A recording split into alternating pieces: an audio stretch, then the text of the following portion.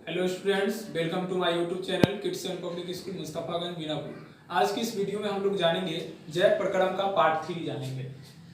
Part 1 और part 2 में हम लोग पढ़ चुके हैं। आज हम लोग पढ़ेंगे पार्ट 3 में मनुष्य के पाचन तंत्र के बारे में। तो जानते हैं कि मनुष्य है या जितने भी उच्च श्रेणी के जंतु हैं उनमें भोजन के पाचन के लिए क्या चाहिए, एक विशेष अंग होता है जिसको हम लोग क्या कहते हैं, आहार नाल कहते हैं। तो यहाँ पे लिखा हुआ है पाचन। तो पाचन का अर्थ हम लोग जानते हैं कि पाचन का अर्थ क्या होता है।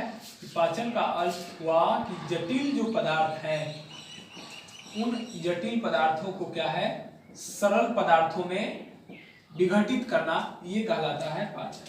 इसमें बहुत सारे एंजाइम्स होते हैं और इन एंजाइम्स की मदद से भोजन को क्या है, सरल अणुओं में विभक्त किया जाता है।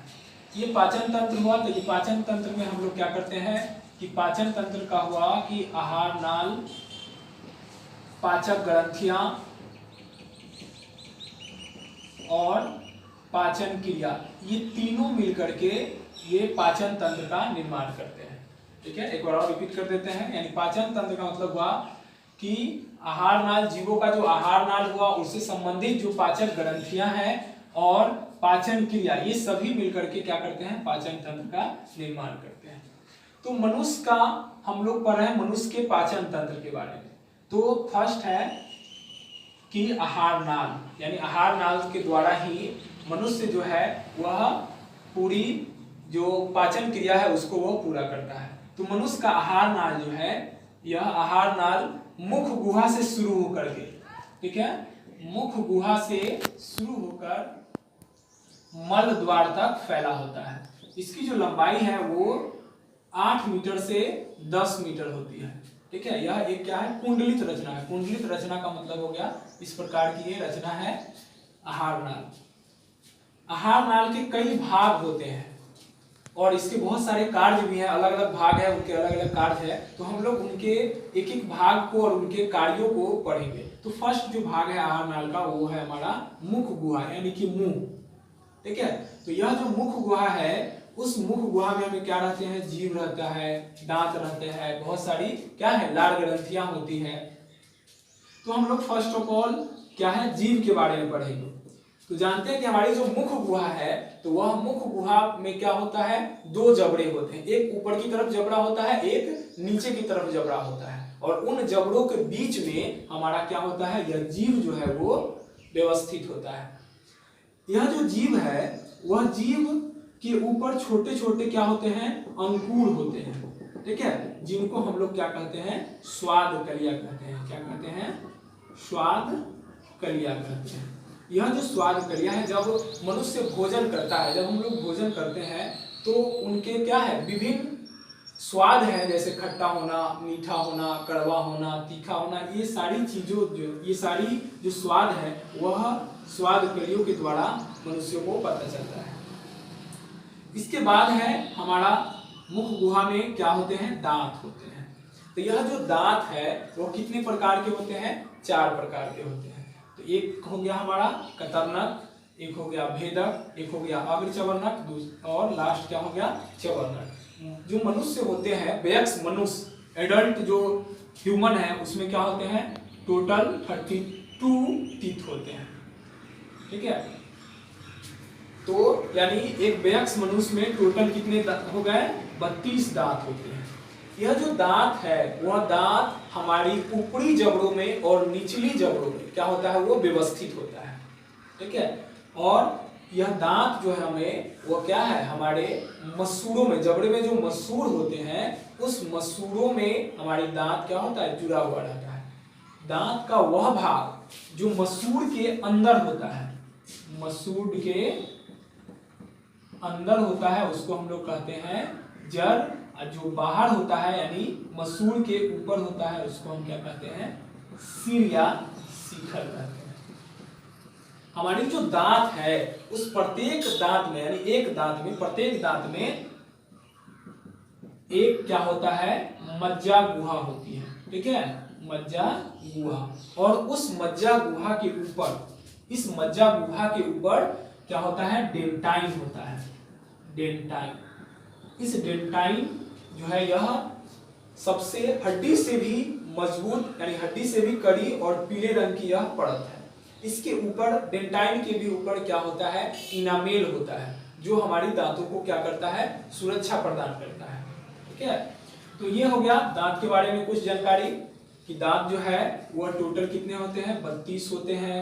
इसमें दांत के 4 प्रकार है, कतरनक, भेदक, अर्धचवर्णक, चवर्णक। ठीक है, और दांत के ऊपरी भाग को हम लोग क्या कहेंगे, सिर कहेंगे, और दांत जो मसूड़ के नीचे धंसा होता है उसको हम लोग क्या कहते हैं, जड़ कहते हैं। प्रत्येक दांत में क्या होता है, मज्जा गुहा होती है, और उस मज्जा गुहा के ऊपर क्या होता है, डेंटाइन होता है। डेंटाइन जो है क्या है, हड्डी से भी मजबूत कड़ी परत है जो पीले रंग की होती है, और उसके ऊपर क्या होता है, इनामेल होता है, जो हमारे दांतों को सुरक्षा प्रदान करता है।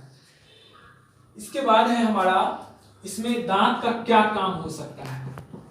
तो दांत का कार्य क्या है, एक तो हो गया कि भोजन को चबाना, भोजन को क्या करना है, इसको चबाने में यह मदद करता है, और भोजन को यह छोटे छोटे टुकड़ों में काटने में भी हमें मदद करता है।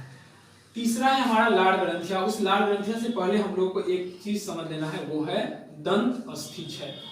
दंत अस्थिक्षय का मतलब क्या है, यानी जब हम कोई भी मीठी चीजों को खाते हैं, जैसे हम लोगों ने आइसक्रीम खा ली, चॉकलेट खा लिया, मिठाइयाँ खा ली, तो जब हम इन चीजों को खाते हैं और मुंह को धोते नहीं है, मुंह को साफ नहीं करते हैं, तो इसमें इसके जो शक्कर है वो हमारी दांतों से क्या होते हैं, चिपक जाते हैं, और उस पर बैक्टीरिया जो है वो रासायनिक अभिक्रिया करके क्या बनाता है, एसिड बनाता है, अम्ल बनाता है, जो हमारी दांतों की परत को क्या कर देता है, नरम कर देता है, और धीरे धीरे वह दांत जो है वह क्या होता है, कमजोर हो जाता है।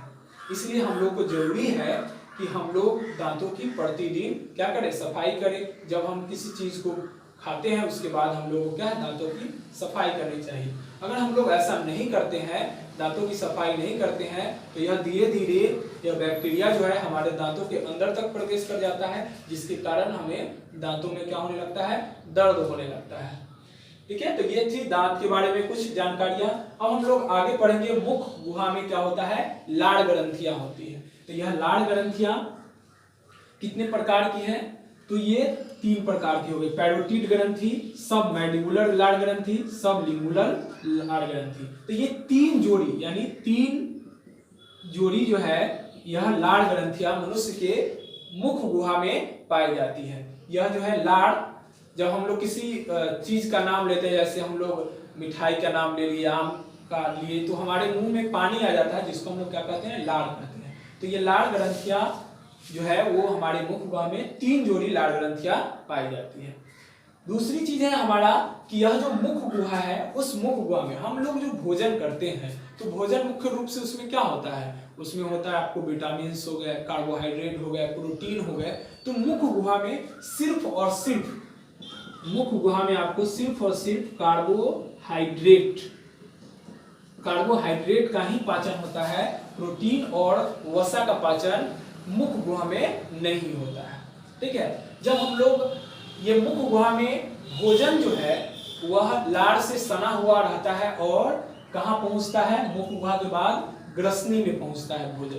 तो ग्रसनी में कितने छिद्र होते हैं, ग्रसनी में 2 छिद्र होते हैं, एक होता है निगल द्वार और दूसरा होता है कंठ द्वार। निगल द्वार जो है वह निगल द्वार अगले भाग इसमें ग्रास नली में जाकर खुलती है, और कंठ द्वार जो है वो कहाँ खुलती है, श्वास नली में खुलती है। कहाँ, श्वास नली में खुलती है। यह श्वास नली के ऊपर, ये कंठ द्वार के ऊपर एक पट्टी होती है, एक संरचना होती है, जिसको हम लोग कहते हैं एपिग्लोटिस। जब हम लोग भोजन करते हैं तो यह एपिग्लोटिस की परत जो है उसको ढक देती है, ताकि भोजन जो है हमें श्वास नली में नहीं पहुंच पाए।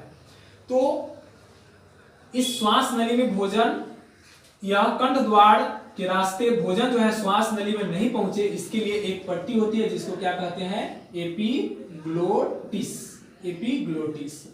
उसके बाद ग्रसनी से भोजन जो है निगल द्वार के रास्ते कहां पहुंचता है, ग्रास नली में पहुंचता है।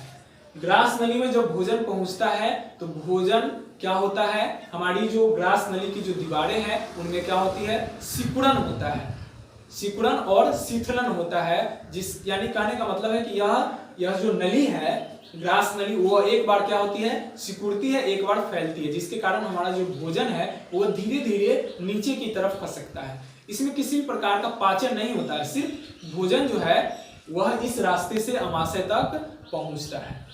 तो हम लोग इस वीडियो में क्या जाने, हम लोग इस वीडियो में जाने इस मुख गुहा के बारे में कि मुख गुहा में किस प्रकार से भोजन का पाचन शुरू होता है और यह ग्रसनी और ग्रास नली तक कैसे पहुंचना है। हम लोग इसके नेक्स्ट वीडियो में जानेंगे किस प्रकार से अमाशय में प्रोटीन और वसा का पाचन होता है और यह क्या बनाता है। इसके बाद हम लोग पढ़ेंगे किस प्रकार से भोजन का अवशोषण होता है, यानी छोटी आंत में कैसे पहुंचता है, जो अवशिष्ट भोजन है वो बड़ी आंत में कैसे पहुंचता है और अपशिष्ट पदार्थ मल द्वार के रास्ते हमारे शरीर से कैसे बाहर निकलते हैं। धन्यवाद।